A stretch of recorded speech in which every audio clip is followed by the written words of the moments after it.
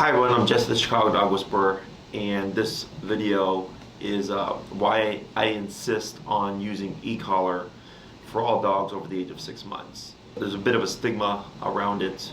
People typically think of it as a shock collar. People who use it or trainers that use it are looked down upon, or the people say that, you know, you're torturing your dog or you're shocking your dog or all this stuff. And it's just a bunch of nonsense to deter people from using e-collars, really just because of ignorance and the lack of real understanding of how it's used and applied, and just like how the human brain works. Because typically when people think e-collar, they think they're gonna punish, or they're gonna, you know, like really just like hurt their dog in order to make them listen, and that's not actually how it works. This video is more so on why e-collar is the best tool and why I insist on using it on dogs over 6 months. And it can be used as young as 2 months, but the general public typically isn't comfortable using it on puppies. It's a little bit more nuanced, so I just say after 6 months is when people can start remote training their puppy or their dog. There's quite a few methods on training your dog. You know, there's food-based only methods, positive reinforcement only with the gentle leader, no pull harness, or, you know, whatever other training tools they use. We have slip chains and prong collars, and then e-collar, and then, you know, several different types of training tools in between. Each one of these tools has a success rate, right? Positive only training has the absolute lowest success rate, if you could even say there is a success rate, because I'm talking about real life, real world scenarios where a dog is running towards the street, maybe because it's chasing a squirrel or a rabbit, chasing after a ball that kind of just rolled out the wrong way. A dog that is maybe running away because it's spooked, maybe a car backfired, you know, loud noise, something happened, pulled the leash from its owner's hands, wants to get away.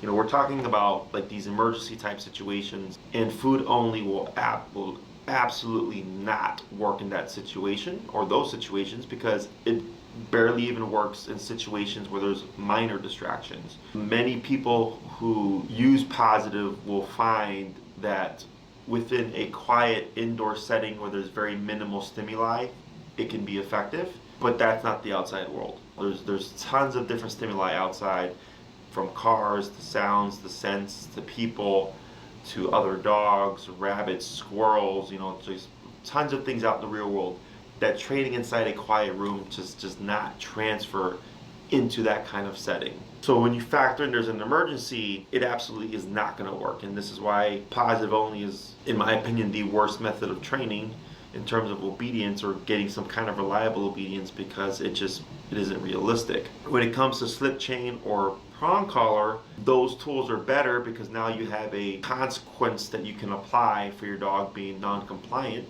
which sounds mean, but if we just take one command, and that command would be the recall, that is the one command that your dog must be absolutely compliant on, because should they get off leash, that is the command that's going to save your dog's life.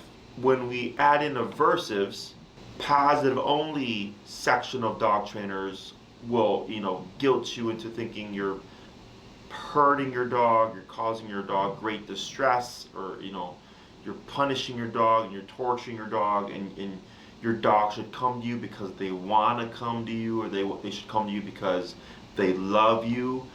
And these are things that they tell you because it makes you feel good, but it's not realistic, and will ultimately cause you to lose your dog, or cause your dog to potentially lose their life. And you may think like, oh, this is Jesse's talking about an extreme. And yes, it's a bit of an extreme, but it's a realistic extreme. I've been at the park several times, especially this past summer because of COVID. All our clients are training at Oz Park, which is a very busy park here in Chicago. And we had off-leash dogs running up to us, you know, at least once a week. Or I've seen an owner chasing their off-leash dog around the park because their dog wouldn't come to them. When it comes to obedience, it has to be functional. Obedience isn't meant to be trick stuff. You know, sit isn't meant to be a trick. Sit is meant to be functional. Down and don't move for 2 hours is meant to be functional. Get over here when I call you is meant to be absolutely functional. And the positive reinforcement world has kind of flipped that on its head, and it's just brainwashing people into thinking that, you know, things can be done in a positive fashion that will be absolutely applicable in a real life situation, and that is a lie. Positive reinforcement, the absolute lowest success rate when it comes to realistic application of obedience. And we're talking like single digits. Like I don't even want to say 1%, but I'll give them 1%.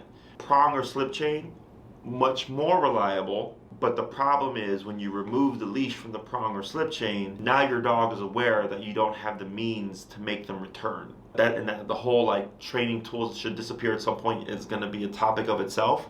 But because there's a consequence for not performing a command that was taught to the dog, now it kind of balances things out. When you do something I tell you, you get something positive. When you don't do it, now you're going to get something negative. Right? You're going to get a punisher. So now the dog has to weigh the options and goes like, well, if I do it, I get something, and if I don't do it, I get a punisher, right?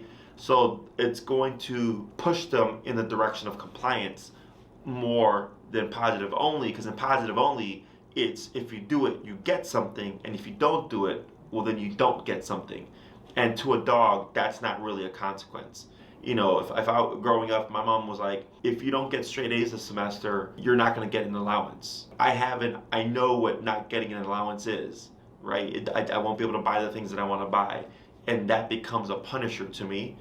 But dogs don't have that kind of concept. The punisher has to be immediate and has to be something physical, because dogs are not introspective. Dogs do not think about, I don't want to be put in timeout, or I don't want to not be able to go to the park. Not taking your dog to the dog park is not a punisher for your dog, because your dog is completely unaware of that.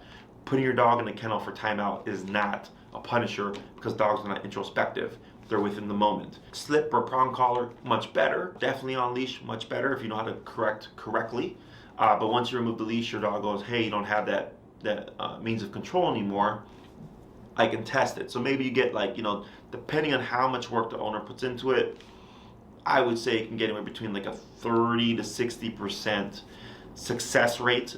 But I'm always thinking about that ultimate scenario of my dog is running away because they're scared of something. Because that is the hardest thing, because your dog is actively scared. Instinct kicks in. A dog is driven by two primary instincts, survive and replicate. So in that moment, if the dog perceives danger and they think survival mode, they have to run away from it. Calling them back into recall most likely will not happen, because you're essentially calling them into danger. No one in their right mind is going to do that, because they're thinking, well, I'm not going to put myself in a situation where I may lose my life. Okay, that's against instinct. Now that leads us to e-collar. E-collar, a centralized muscle contraction using a technology that's used on people that gives you on and off leash control up to a mile range in terms of the distance your dog could be, is the ultimate level of control that you could have.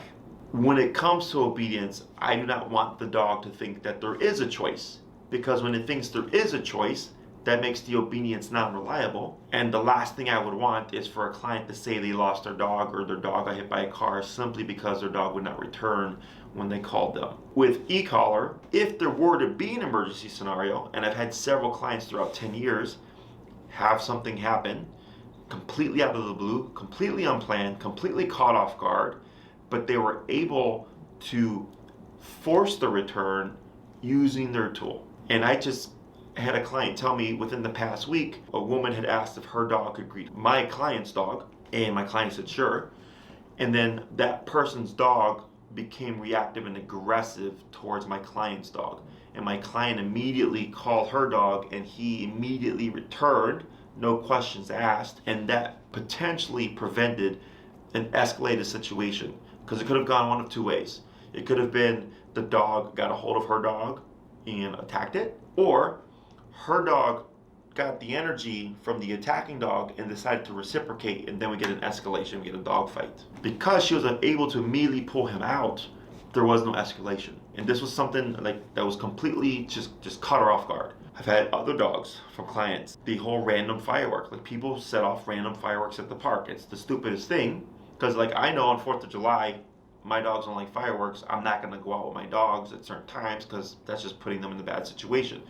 But it's going to happen where randomly someone may set off a firework and spook a dog or dogs. Essentially, they're running in fear from the firework, and you're making them more scared of running away from you through physical consequence than they are from the sound. So it's the only tool that can guarantee or get to as close of a guarantee as possible that you can make your dog return. Why would I waste my time using a method that has the worst success rates when it comes to reliable obedience and behavior work? It's great to incorporate, but by itself, not realistic at all. Not even close to realistic. Prong and slip chain, better. Takes more technical skill on the owner's part, but also they're limited. As soon as that leash comes off and an emergency happens, they're gonna have a problem.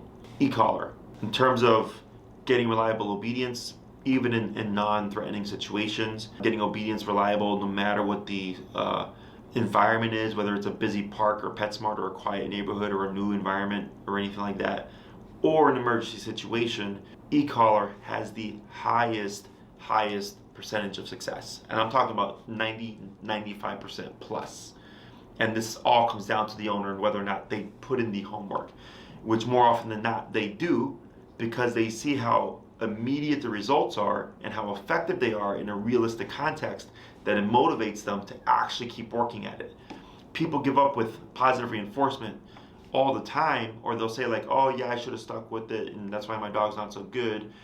But the reason they didn't stick with it is because it just wasn't working. Like it demotivates them, and they just excuse it, going, oh, it's because I didn't put enough effort into it, or because my dog doesn't have food drive, or I should have spent more time on it, whatever.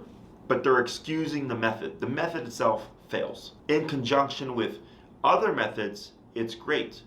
Do this, you get rewarded, and then we balance that with, if you don't do this, there's a consequence. Okay, so I will say it does help in that sense, but by itself, the worst method there is. Prong and slip chain, again, much better. Takes a bit of technical skill on the owner's part, but once you remove the leash, the dog knows. They're not stupid.